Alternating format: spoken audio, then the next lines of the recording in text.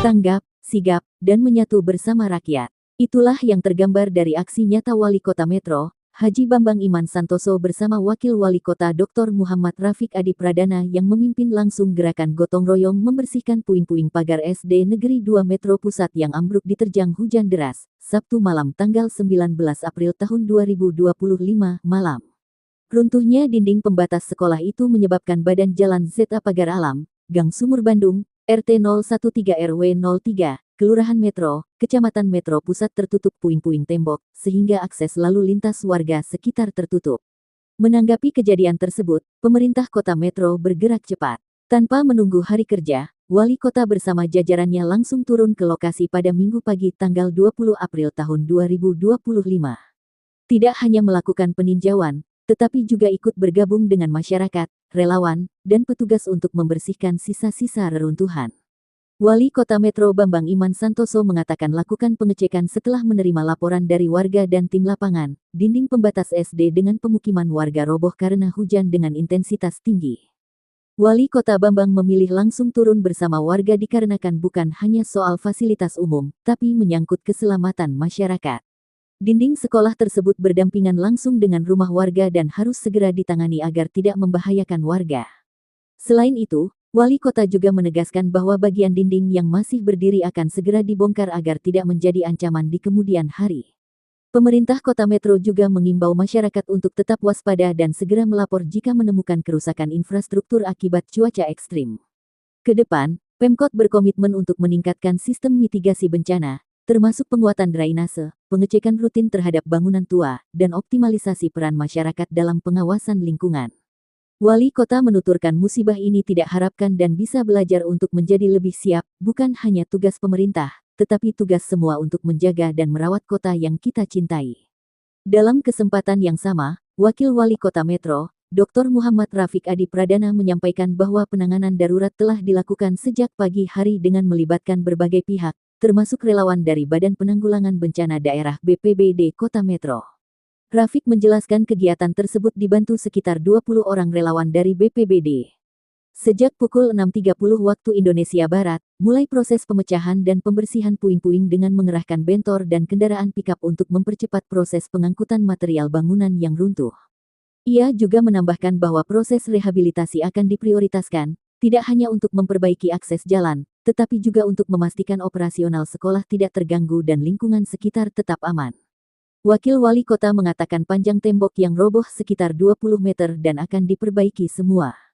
Hal ini menjadi evaluasi, pihaknya sudah menerima laporan adanya beberapa sekolah lain di Metro yang kondisinya mirip, dan ke depan akan kita lakukan pengecekan menyeluruh terhadap bangunan-bangunan sekolah yang rawan roboh.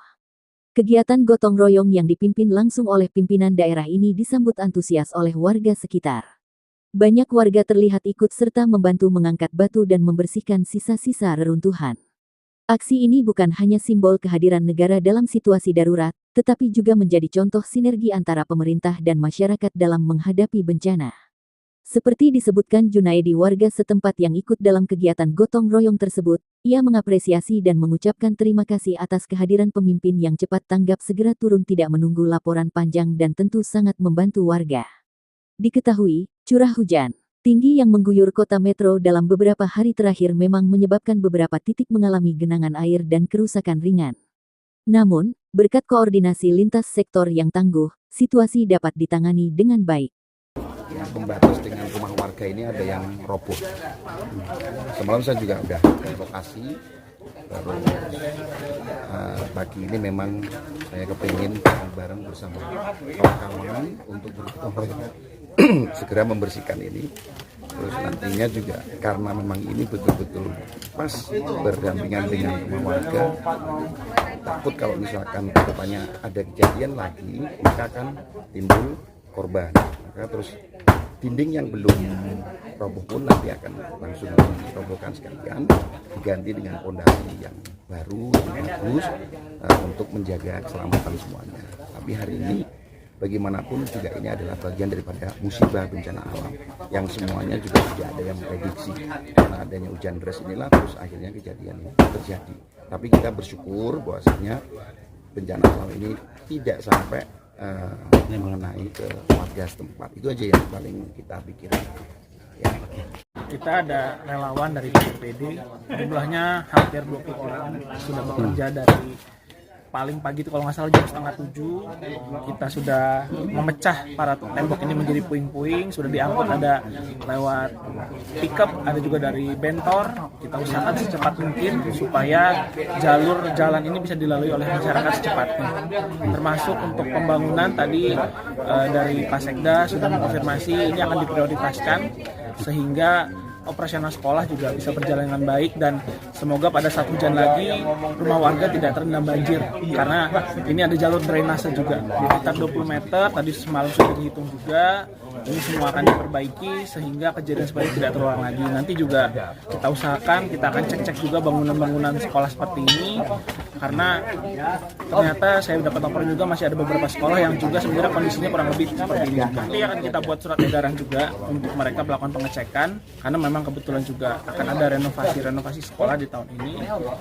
Semoga dengan adanya laporan ini hasil renovasi ini bisa lebih maksimal, lebih bisa memberikan dampak yang lebih baik untuk sekolah tersebut.